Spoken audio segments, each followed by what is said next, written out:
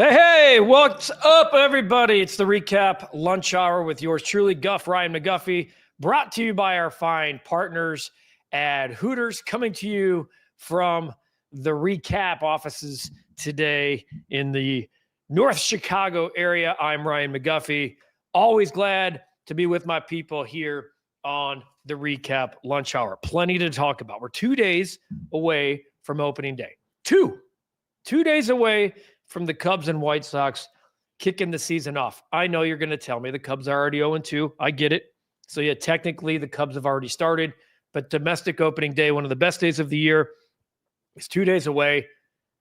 From a White Sox perspective, it's going to get ugly. The projected opening day lineup was out. And I'm not going to lie to you, folks. It is nasty. It is not a great lineup. We're going to talk about that. Also, what's going on here with the Bulls? I've said it's time to embrace, because clearly they've played themselves out of the Cooper Flag situation, okay? They haven't tanked. They are 8-2 in their last 10 games. They're playing some of the best basketball in the NBA, not the Eastern Conference, the NBA. Coby White has scored 35 or more in 3 straight games.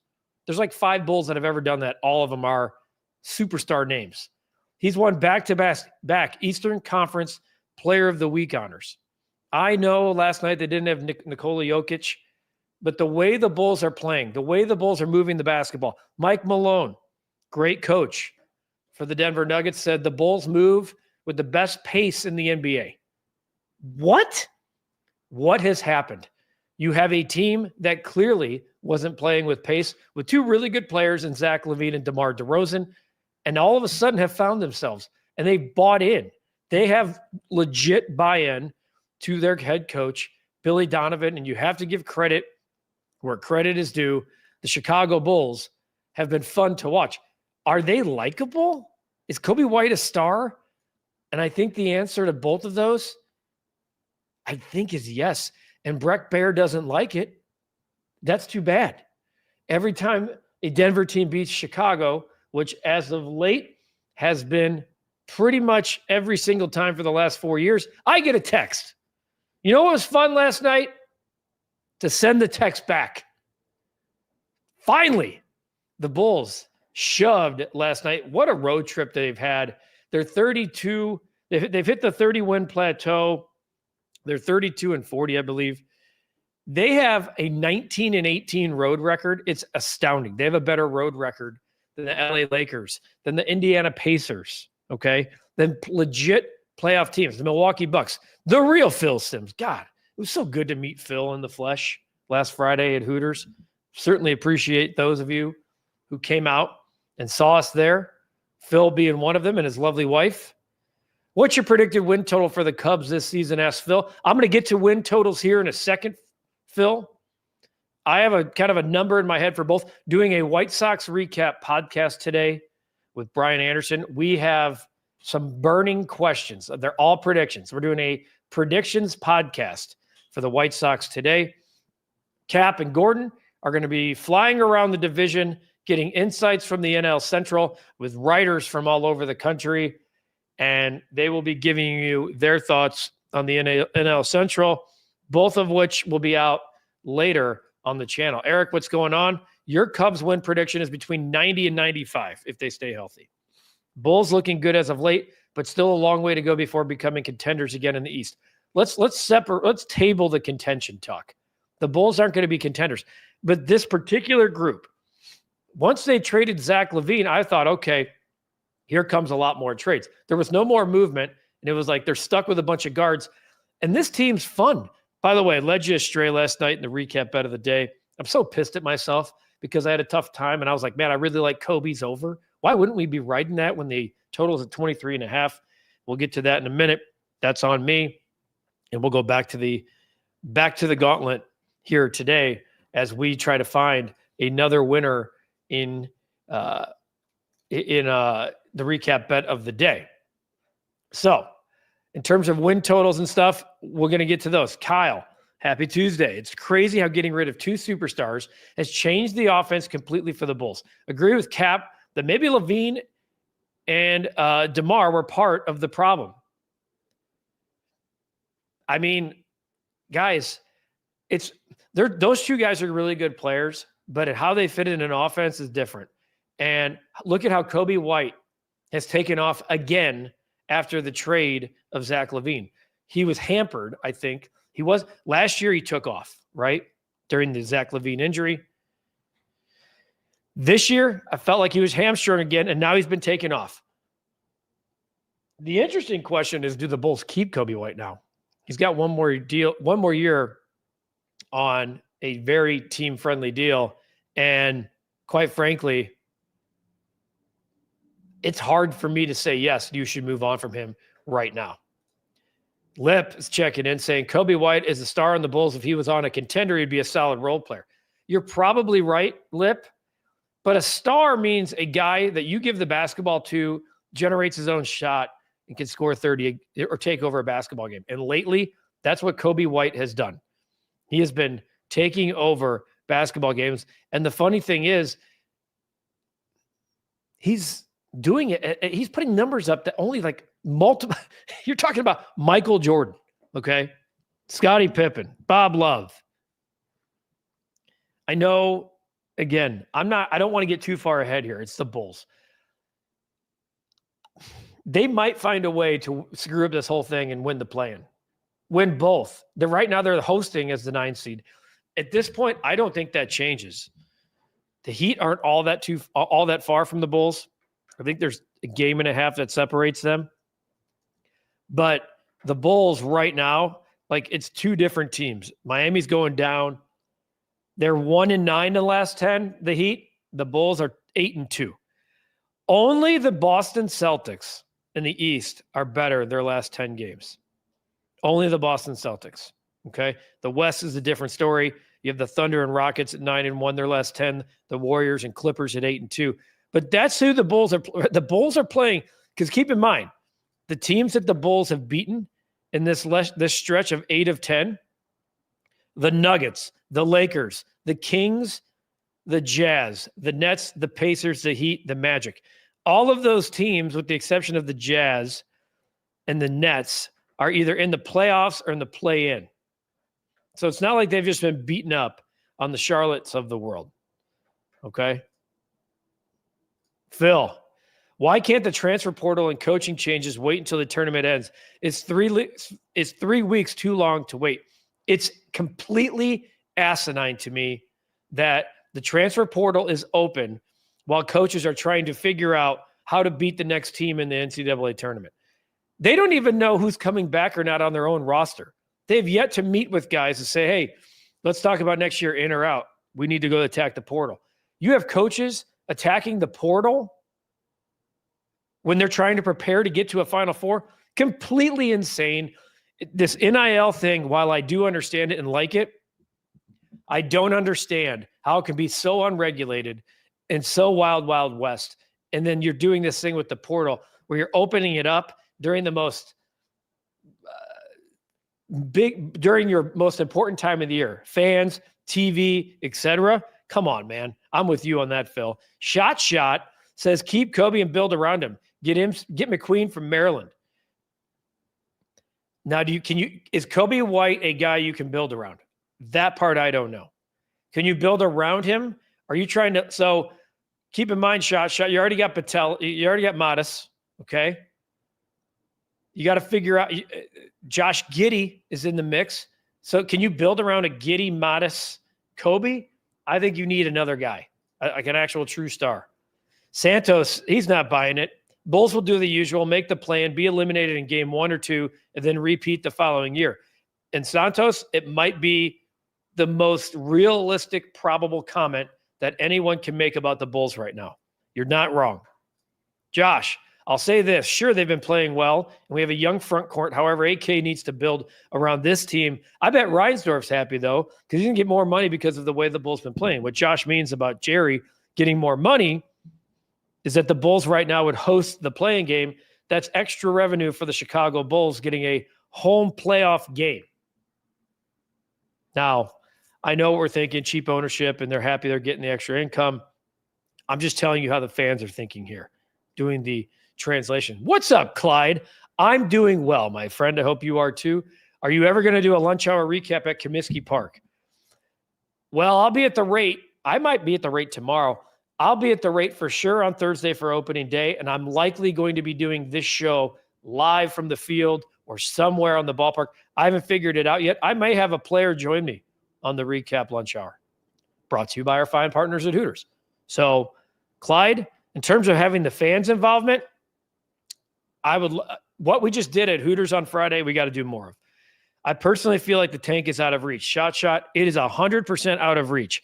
When you have 32 wins, you have 17 more wins than the Wizards. You have more wins than the Wizards, and the Wizards have wins. The Wizards have 15 wins. The Jazz have 16 wins. The Hornets have 18 wins. You have 3 teams in the teens, okay? You have a team with the Pelicans with 20. And then you have the Sixers, Nets, and Raptors at 23, 23, and 25, okay? So that is 7 teams that to me are far and away closer to the tank than you. And they are. And it's not even to me. But let's separate the Wizards, the Jazz, and the Hornets. They're in a different stratosphere. The Wizards have been tanking all year. They've embraced it. They've understood it. And they've gone out and they've done it. Matter of fact, I might be talking myself into changing my bet of the day, which is a dangerous place to be. You never really want to change, do you? Once you have your heart set on something, I'm going to take a look real quick again. Oh, it won't be a change. It won't be a change because I have a different bet of the day. I am thinking where the Utah Jazz, they are absolutely awful as well. And a team like they're playing the Memphis Grizzlies, who are very much in it, very much fighting for home court. Right now, they're in the 4-5 against the Lakers with the exact same record. Laying a lot of points, though, tonight at the Utah Jazz. So, yeah, the tank is out of reach. Santos, think the Sox win 10 more games this year. It's probably about right. Cubs make the playoffs, whether in the Central or a wild card, then be eliminated in the first round. What's up, Swayze? By the way, folks, there was some confusion yesterday. Yes, I came on later. That was a one-off. We are a 12:30 show each and every day. 12:30 show. Thomas, anybody still worried about the Cubs? Still spring training, but haven't won a game since Japan. Come on, man. Did you see the lineups the Cubs were running out there the last few days? Don't worry about it. Good afternoon, OD. Clyde still planning on taking the family to Comiskey Park on Family Sunday. There is definitely families. Contact the people, Clyde. There's definitely family Sundays. Will you and Cap be at Wrigley? I don't know. I've actually talked about that with Cap. I don't know. April 5th, I believe, is the home opener. Kyle, do you have a favorite opening day game you've attended? Went to the 100-year celebration of Wrigley in 14, didn't win. The atmosphere was incredible. 05, not knowing what was to come when Burley pitched in an hour 39 with the kick save off the foot, an all-timer. 2006, when the White Sox raised the banner, was pretty sweet. Went with my mom. It did rain. Was pretty great, pretty emotional to be there with a parent. I think the Cubs in 17, after they won the World Series, was very cool. I think all of them are great. I went to the last, I got pulled out of school in 5th grade to go to the last opening day at Old Comiskey Park. So that one's burned into my memory forever. So, yeah, Kyle, great question. Covered a lot of opening days. Been very fortunate, but, as a fan, got to go to quite a few as well. What's your thoughts on Asa Newell from the Georgia? Probably would be the best available player at our pick because we met. This is where I'm going to throw my hands up and say, I think the NBA draft is such a crapshoot once you get down to mid first round, 8 and on. It is. I mean, go back and look at these NBA drafts. They're almost like Major League Baseball. You're kind of gambling on flyers and hoping on guys with high ceilings. And I don't know.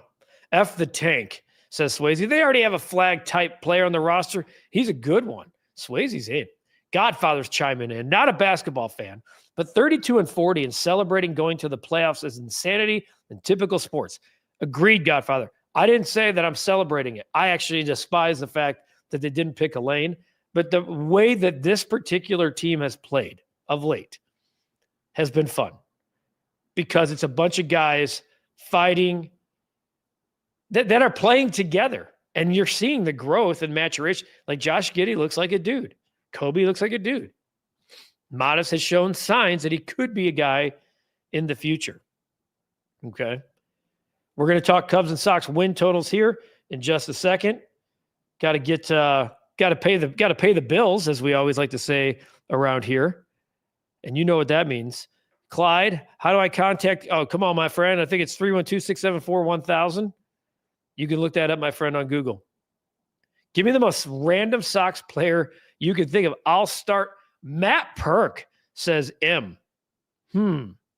Well, Matt Perk, I can give you. Kelly Wunsch is one of my favorite ones of all time.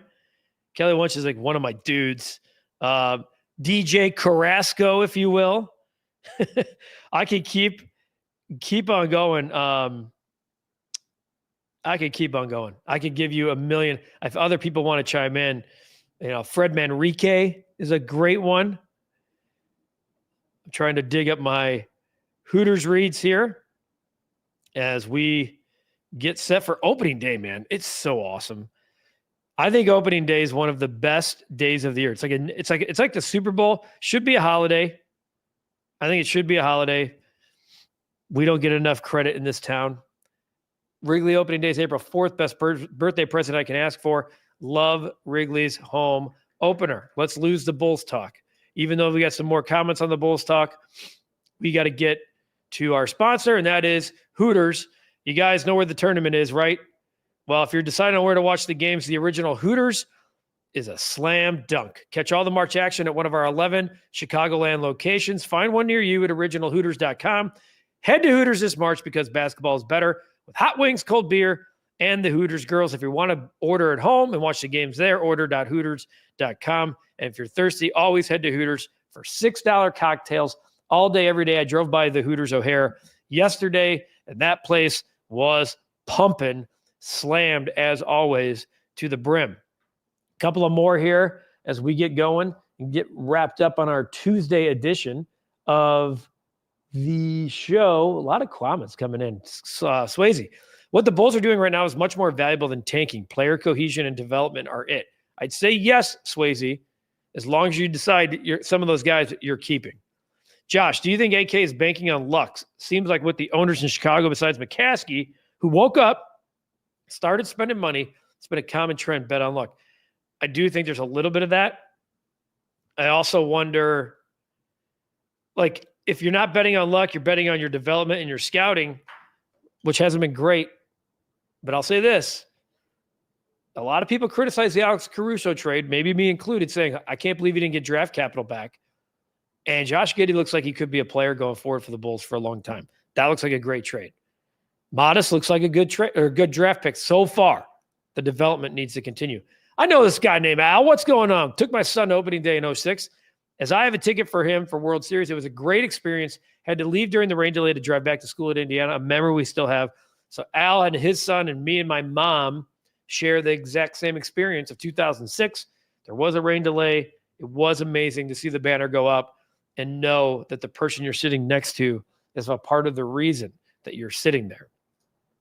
Boone Logan, a once forgotten reliever, left-handed reliever for the Chicago White Sox. The Pope Don Paul kind of fits that. He wasn't a lefty, but I'm now all these names are coming to my mind. The Gary Reedus, Donnie Hill, a lot of names coming to mind when I think about random White Sox players from the past. Timo Perez.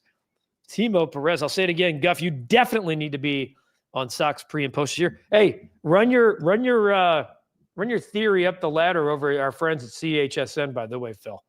Okay, our friends at CHSN. By the way, you can get, if you don't already have an antenna, you don't subscribe. They are running a free 7-day trial of CHSN. So if you go to chsn.com, our fine partners at CHSN, if you go there, you can get a free 7-day trial, at least catch the first week of White Sox baseball. Make sure you go on to chsn.com for more. And for more details, it does not appear that a deal between CHSN and Xfinity, unfortunately, is going to come to a head before opening day. Mark Tian, Jerry is in here. Mark Tian, boy, was that a bad trade.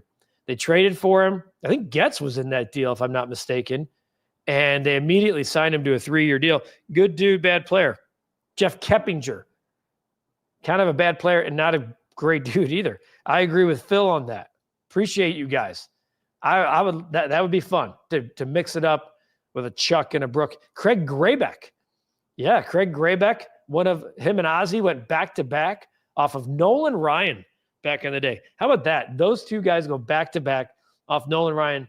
Tell me baseball isn't beautiful when those guys. Jeff Blum, I don't think is as random of a player as he once was. He's got a statue outside of the rate right now. He's part of that celebration statue after winning the World Series for sure. Phil, will you be doing any radio on the weekend during the season?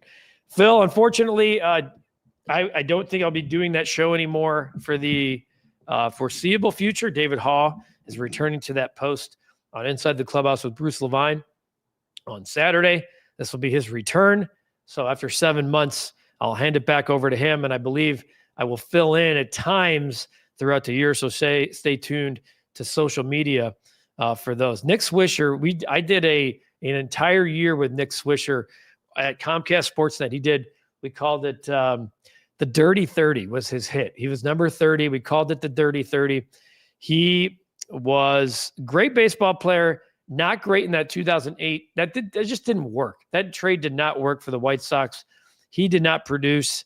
He had like 219 that year, kind of fell out of favor with a lot of guys in the clubhouse, including his manager. Robin Ventura Clyde is not a random White Sox name. He's one of the all-time White Sox greats, a Gold Glove third baseman, obviously came back afterwards and managed for a few years. Came up short in his first year. I believe they finished 85 and 77. All-time good dude, but all-time really good White Sox player. I love this topic by the random. Floyd Bannister, Greg Walker, Steve Sachs, Scotty Fletcher. Again, I don't know if they all qualify as randoms. Greg Walker was my favorite White Sox player growing up, number 29, the first baseman. Scotty Fletcher's daughter, Brooke, now the sideline reporter for the White Sox on CHSN. Steve Sachs did come here and have a cup of coffee with the White Sox in the early 90s. That was kind of fun because he was a really good player with the Dodgers. And Floyd Bannister's son, Brian, now is like the pitching coordinator for the Chicago White Sox and has been gets all kinds of pub and play because of how great he's been to work with, how great he has been to develop pitchers. Let's talk about win totals for these two teams. Okay. For the Cubs, I have the Cubs winning 93 games. 93 games. That's even with the 2 losses in Japan. I would have said the same if they won those 2 games in Japan. I'm saying the same if they lost those 2. I think the Cubs win 93. I think they win the NL Central. I do think they add a significant piece at or near the trade deadline, maybe pieces that boost them and pump them over the top. We're going to see some guys take big steps. I think we're going to see the real Kyle Tucker eventually show up. As for the Chicago White Sox, I have them at 53. I think after doing a deep dive last year, their Pythagorean theorem had them at 48 wins. That's if like everything from a mathematical standpoint throughout the season, the White Sox should have won 48 games. Okay. They lost 7 games they shouldn't. That's what that means. So this year, give them that 48. And let's say they win 5 more games on top of that. That's a 12-game improvement. I'm looking at this lineup, guys, that they're running out there on opening day. Okay. And it's just horrific. Now it's going to change. Austin Slater in right.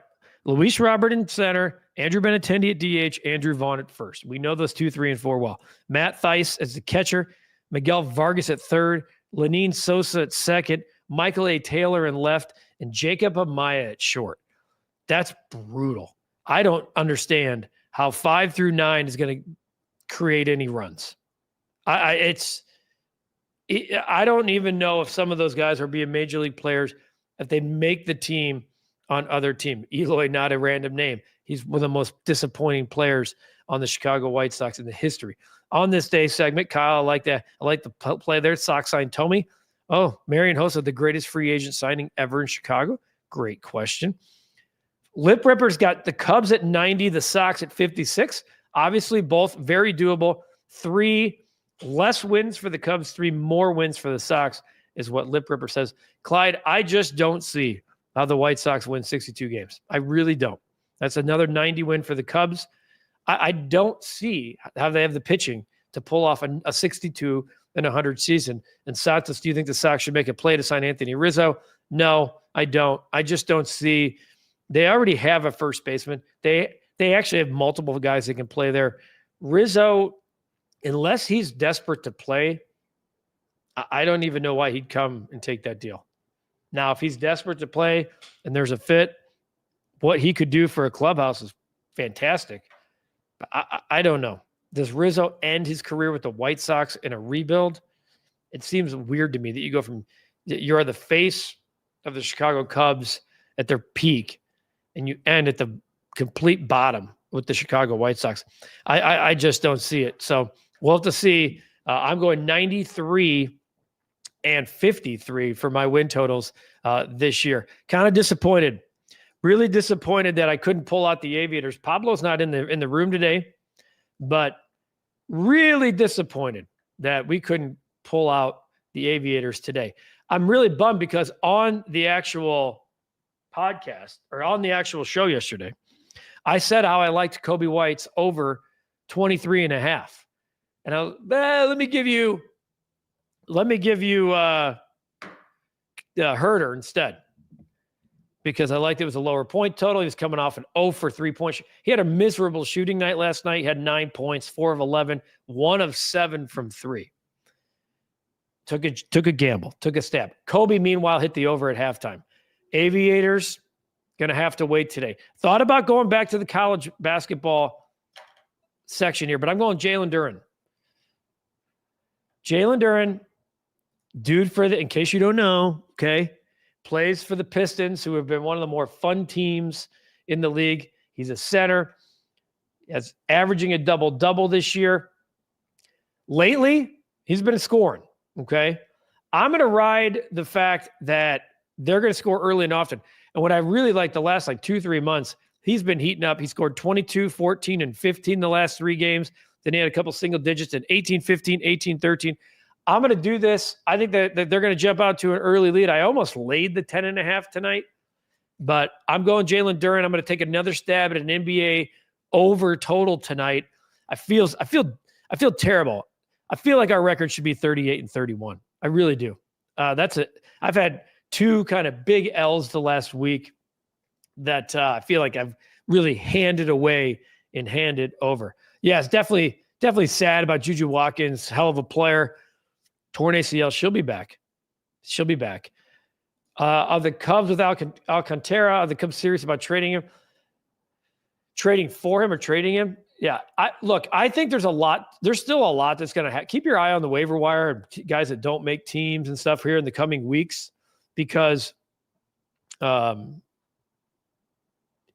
just looking here to make sure we haven't missed anything, because you're going to see a lot of guys change hands. There's going to be a lot of movement, both from Chicago to Iowa and Chicago to Charlotte, especially to Chicago to Charlotte. There's going to be a lot. And Brian Anderson and I are going to do a podcast to discuss that shuttle going back and forth with predictions and more on the White Sox Recap podcast. That'll be on the channel later today. This has been the Recap Lunch Hour with me, Guff, Ryan McGuffey, here at the Recap. Take care of yourselves. Take care of each other. Hey, at least it's sunny outside, right? We got baseball, real baseball being played in this city in 48 flipping hours. Ooh, Patrick Kane, anytime goal scorer at plus 240 coming in from Lip Ripper.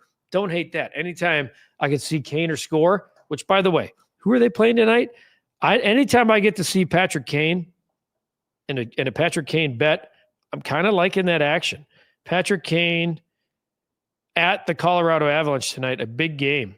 That'll be a big game for the Detroit Red Wings. The Blackhawk, who have been just absolutely brutal for most of the season, do host the New Jersey Devils, but that is tomorrow night. So we'll talk about that tomorrow. Yeah, Hawks suck. Not as bad as the Nuggets. I'll say that. That looks like a solid pick. Guff will add Mikal Bridges of the Knicks to hit 25 points, rebounds, and assists again with Brunson still out. I love these plays, guys. I love these plays because it builds parlay and community. I'm Ryan McGuffey. For everybody here at the Recap, enjoy the rest of your day. Might be live from the ballpark tomorrow as well. The White Sox have a workout prior to opening day, so we will check that in. I might be at the ballpark the next 2 days to do this show. Look for us later on the channel. We'll have a couple of podcasts dropping for both baseball teams. We have the Recap Rush Hour, as always, coming to you later as well during the Rush Hour. We'll be back tomorrow here on the Recap Lunch Hour with Guff, brought to you by Hooters. Have a great day, and we will see you guys tomorrow.